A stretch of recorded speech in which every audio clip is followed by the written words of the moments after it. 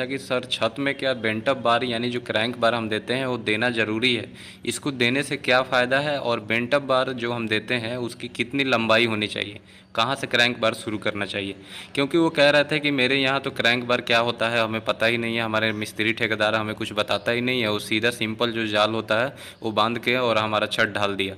तो इसको सर पूरी डिटेल में बताइए कि होता क्या है। तो मैं इस वीडियो में आपको पूरी डिटेल में बताऊंगा कि उसकी लंबाई कितनी रखनी है, इसको देने से क्या फ़ायदा होता है। जैसा कि आप यहाँ देख रहे हैं कि यहाँ छत में सरिया बांधने का काम हो रहा है, अब इसकी कल ढलाई होने वाली है। तो ये अभी अच्छा समय है कि मैं आपको पूरी डिटेल में बताऊँ। आप यहाँ देख रहे हैं कि ये बेंट अप बार यहाँ पर तोड़ा जा रहा है।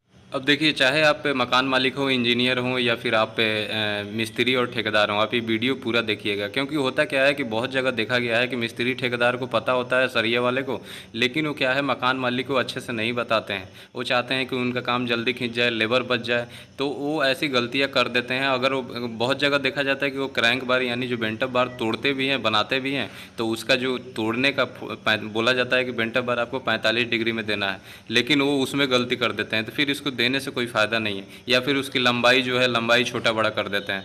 तो मैं ये सारी चीज़ें इस वीडियो में आपको बताने वाला हूँ। तो चलिए शुरू करते हैं। अब देखिए, यहाँ मैं आपको दिखा देता हूँ। ये आप मेरा एक छत देख रहे हैं, इसकी पहले मैं आपको यहाँ लंबाई दिखा रहा हूँ। ये जो लंबाई है ये आपको 15 फीट की है, ठीक है।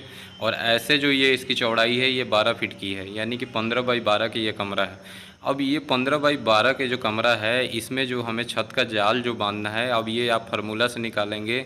या तो ये हमारा 2A स्लैब है। 2A स्लैब में होता क्या है कि चारों साइड इसमें क्रैंक बार यानी जो बेंट अप बार है वो तोड़ा जाता है।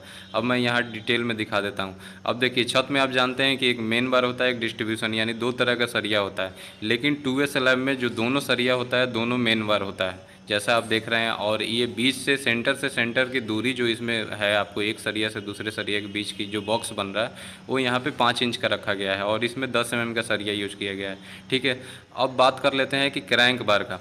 तो क्रैंक बार आप देख रहे हैं कि यहाँ पे आप पहले मैं ये बीम दिखा रहा हूँ आपको। ये मैं बताया था 12 फीट की इसकी चौड़ाई है, ठीक है। और इस वाला जो पोर्शन है ये 15 फीट की है। तो ये हमें अब क्रैंक बार इसमें देना कैसे है वो पहले मैं बता देता हूँ। अब देखिए, यहाँ पे क्या है कि 12 को आप 4 से डिवाइड कीजिए, ठीक है, तो 3 फीट आ गया। तो 3 फीट से ये देख रहे हैं यहाँ पे क्रैंक बार ये तोड़ा गया है, यानी कि बीम जो दिख रहा है आपको, जैसे यहाँ से देखिए मैं आपको दिखा रहा हूँ, ये क्रैंक जहाँ से उठा है और आगे बीम तक ये 3 फीट है।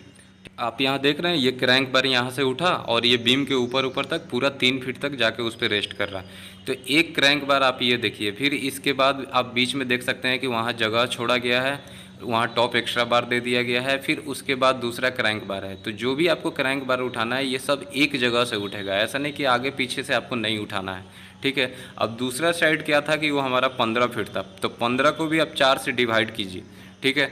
तो 15 को आप 4 से डिवाइड कीजिएगा तो करीब 3.5 फीट।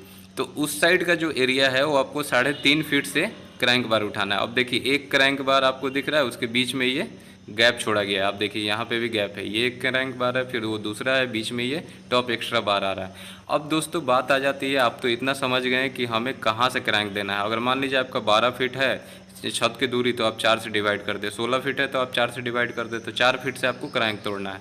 अब क्रैंक बार देने से हमें फ़ायदा क्या होता है वो मैं बता रहा हूँ। क्रैंक बार देने से देखिए, ये क्रैंक बार कहाँ दिया गया है आप देखिएगा, बीच में नहीं दिया गया है, सिर्फ साइड साइड में दिया गया है। 3 फीट से उठाया गया है, जहाँ पे 16 फीट है वहाँ से 4 फीट से उठाया गया है। चारों साइड आप देख सकते हैं।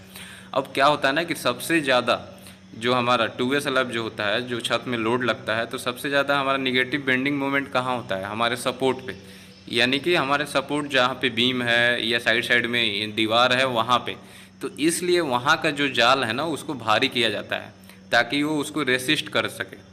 तो ये क्या करता है कि अगर छत पे आपके लोड लगता है तो वो अपने सपोर्ट पे साइड में भेजता है, साइड से उठता है, ठीक है।